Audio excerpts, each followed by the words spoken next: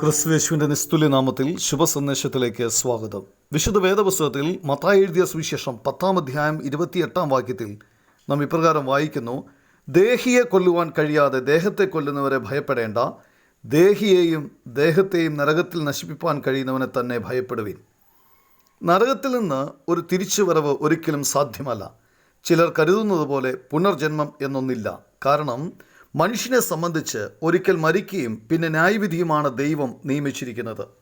കുറച്ചു കാലത്തേക്ക് മാത്രമായി ശിക്ഷിക്കപ്പെടുന്ന ഒരു സ്ഥലമല്ല നരകം. അത് നിത്യമായ ശിക്ഷാവിധിയുടെ സ്ഥാനമാണ്. അവിടെയുള്ള ശിക്ഷ ശാശ്വതമാണ്. അവിടെ സഹായമോ പിന്തുണയോ ലഭിക്കുന്നില്ല.